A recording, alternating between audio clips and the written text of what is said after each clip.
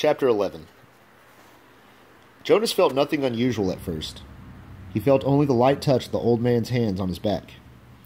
He tried to relax, to breathe evenly. The room was absolutely silent, and for a moment Jonas feared that he might disgrace himself now, on the first day of his training, by falling asleep. Then he shivered. He realized that the touch of the hands felt suddenly cold. At the same instant, breathing in, he felt the air change, and his very breath was cold.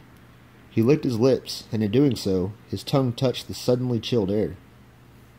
It was very startling, but he was not at all frightened now. He was filled with energy, and he breathed again, feeling the sharp intake of frigid air. Now, too, he could feel cold air swirling around his entire body. He felt it blow against his hands where they lay at his sides, and over his back. The touch of the man's hands seemed to have disappeared. Now he became aware of an entirely new sensation. Pinpricks? No, because they were soft and without pain. Tiny, cold, feather-like feelings peppered his body and face. He put out his tongue again, and caught one of the dots of cold upon it. It disappeared from his awareness instantly, but he caught another, and another. The sensation made him smile. One part of his consciousness knew that he was still lying there, on the bed in the annex room.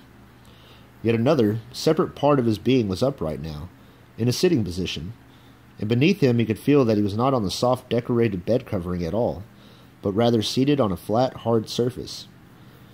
His hands now held, though at the same time they were still motionless at his sides, a rough, damp rope, and he could see, though his eyes were closed. He could see a bright, whirling torrent of crystals in the air surrounding him, and he could see them gather on the backs of his hands like cold fur. His breath was visible. Beyond through the swirl of what he now, somehow perceived, was the thing the old man had spoken of. Snow. He could look out and down at a great distance. He was up high someplace. The ground was thick with the furry snow, but he sat slightly above it on a hard, flat object. Sled, he knew abruptly.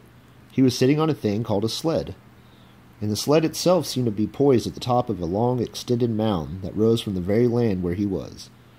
Even as he thought the word mound, his new consciousness told him hill. Then the sled, which Jonas himself sat upon, began to move through the snowfall, and he understood instantly that now he was going downhill. No voice made an explanation. The experience itself explained. His face cut through the frigid air as he began to descend, moving through the substance called snow on the vehicle called sled, which propelled itself on what he now knew without doubt to be runners. Comprehending all of these things as he sped downward, he was free to enjoy the breathless glee that overwhelmed him.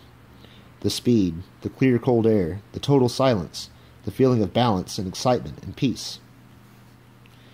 Then as the angle of the incline lessened, as the mound, the hill, flattened nearing the bottom, the sled's forward motion slowed. The snow was piled now around it, and he pushed with his body, moving it forward, not wanting the exhilarating ride to end. Finally, the obstruction of the piled snow was too much for the thin runners of the sled, and he came to a stop. He sat there for a moment, panting, holding the rope in his cold hands. Tentatively, he opened his eyes.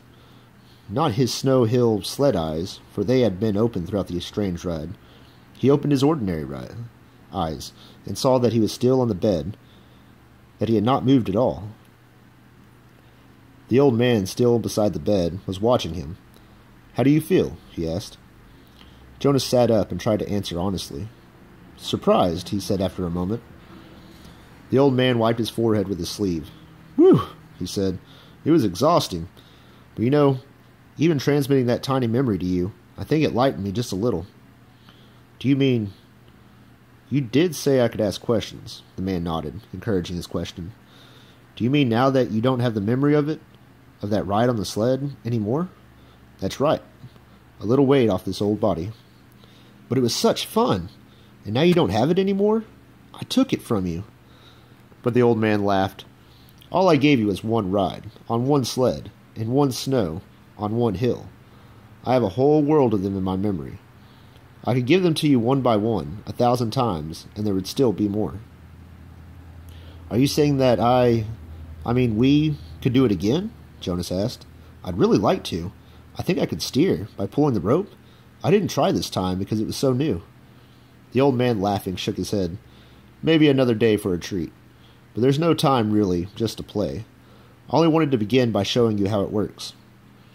Now, he said, turning businesslike, lie back down. I want to... Jonas did. He was eager for whatever experience would come next. But he had suddenly so many questions. Why don't we have snow? And sleds? And hills? He asked. And when did we, in the past, did my parents have sleds when they were young? Did you? The old man shrugged and gave a short laugh. No, he told Jonas. It's a very distant memory. That's why it was so exhausting. I had to tug it forward from many generations back. It was given to me when I was a new receiver. And the previous receiver had to pull it through a long time period too. But what happened to those things? Snow and the rest of it. Climate control. Snow made growing food difficult, limited the agricultural periods. And unpredictable weather made transportation almost impossible at times. It wasn't a practical thing, so it became obsolete when we met to sameness. And hills too, he added? They made conveyance of goods unwieldy. Trucks, buses, slowed them down. So, he waved his hand as if a gesture had caused hills to disappear. Sameness, he concluded. Jonas frowned. I wish we had those things still, just now and then. The old man smiled. So do I, he said. But that choice is not ours. But, sir, Jonas suggested, since you have so much power, the man corrected him. Honor, he said firmly.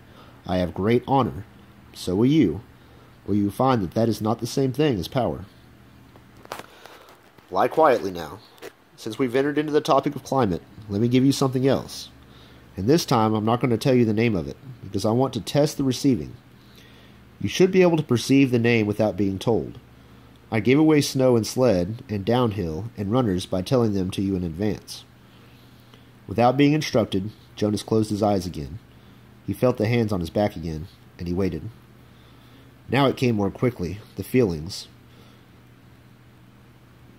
This time the hands didn't become cold, but instead began to feel warm on his body. They moistened a little bit. The warmth spread, extending across his shoulders, up his neck, onto the side of his face. He could feel it through his clothed parts too. A pleasant, all-over sensation. And when he licked his lips this time, the air was hot and heavy. He didn't move. There was no sled. His posture didn't change. He was simply alone someplace, out of doors, lying down, and the warmth came from far above. It was not as exciting as the ride through the snowy air, but it was pleasurable and comforting. Suddenly he perceived the word for it. Sunshine. He perceived that it came from the sky. Then it ended. Sunshine, he said aloud, opening his eyes. Good. You did get the word. That makes my job easier. Not so much explaining. And it came from the sky? That's right, the old man said. Just the way it used to. Before sameness, before climate control, Jonas added. The man laughed. You receive well and learn quickly. I'm very pleased with you. That's enough for today, I think. We're off to a good start. There was a question bothering Jonas. Sir, he said, the chief elder told me, she told everyone, and you told me too, that it would be painful. So I was a little scared, but it didn't hurt at all. I really enjoyed it. He looked quizzically at the old man. The man sighed. I started you with memories of pleasure. My previous failure gave me the wisdom to do that. He took a few deep breaths. Jonas, he said, it will be painful, but it need not be painful yet. I'm brave. I really am. Jonas sat up a little straighter. The old man looked at him for a moment. He smiled. I can see that, he said. Well, since you asked the question, I think I have enough energy for one more transmission. Lie down once more. This will be the last today. Jonas obeyed cheerfully. He closed his eyes, waiting, and felt the hands again. Then he felt the warmth again, the sunshine again, coming from the sky of this other consciousness that was so new to him. This time, as he lay basking in the wonderful warmth, he felt the passage of time. His real self was aware that it was only a minute or two, but his other memory-receiving self felt hours pass in the sun. His skin began to sting. Restlessly, he moved one arm, bending it, and felt a sharp pain in the crease of his inner arm at the elbow. Ouch, he said loudly, and shifted on the bed. "Ow, ow," he said, wincing at the shift, and even moving his mouth to speak made his face hurt. He knew there was a word, but the pain kept him from gasping it. Then it ended. He opened his eyes, wincing with discomfort. "It hurt," he told the man, "and I couldn't get the word for it." "It was sunburn," the old man told him. "It hurts a lot," Jonas said, "but I'm glad you gave it to me. It was interesting, and now I understand better what it meant, that there would be pain." The man didn't respond. He sat silently for a second. Finally he said, "Get up now. It's time for you to go home."